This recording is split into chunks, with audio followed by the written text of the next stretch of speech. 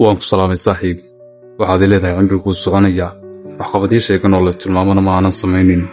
aniguna waxaan ku leeyahay wayaa guuri waxqabadyadu waa inay noqdaan kuwa makaabili waaweyn islamarkaana sheegan.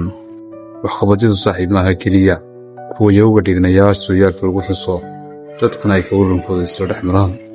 yaa yidhi waa inaan dhammaantiin noqonnaa ikhtiraacyahanno, fiiqyahanno, sugaanyahanno, hogaamiyeyaal, hantiilayaal amaba dad caana si aynu noqonno dad waxqabad sameeya. waar inuu qofku noqdo aadame insaana lafteeda ayaa waxqabad weyn oo aan dhayala ahayn.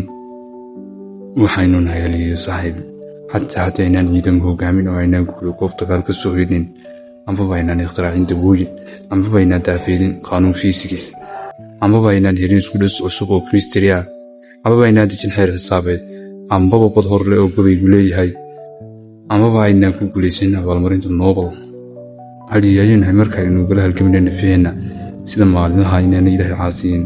sidoo kale haliyayunahay markaynu caasinayno haddana dib ugu soo noqonno ilaahay innagoo taag daran oo tubadраadisa. haliyayunahay markaaynu dadka niyadda u dhisayno iyo markaynu ereyadeenna sida kafiirsiga lagu xulanayno si aynaan dadka kala dareemayshadu u durin oo aanay odhaahaheenna uga murugin.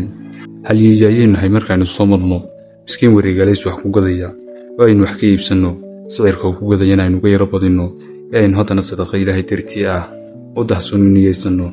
haliyayunahay markaynu bisha dabeeqadeeda gaadhno ee waxaynu faraha ku haynaa yaraadaan haddana aynu baahiyeenna dad kale ka asturanno.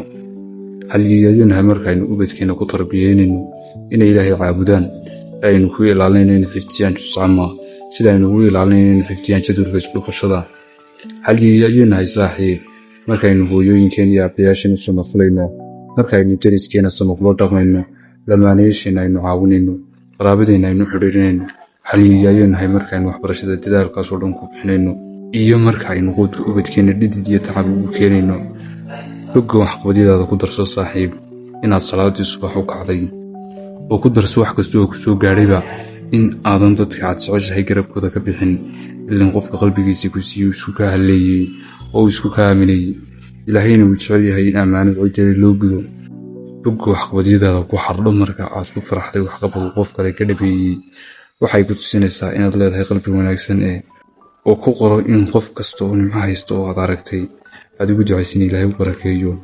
waxay ku tusinaysaa inay tarbiyadaadu ay hagaagsan tahay oo aad idboon tahay wixii weynuhu kuu qoondayena aad ku qanacsan tahay. ku darso bogga waxqabadyadaada qof kasta oo murugaysan oo aad ilinta ka tirtay, erey kasta oo wanaagsan oo aad qof niyad jabsan muuraalka ugu dhistay, iyo gacanqabad kasta oo aad qof ay waayuhu ileen u fidisay. ku diiwaangasho bogga waxqabadkaaga inaase kastoo aad la gubtaanyootay oo aad qarsatay si aydan isku seegin cidda kula jirta idinkoo safarka nolol dhexda kaga jira. nabaadiina saaxiib.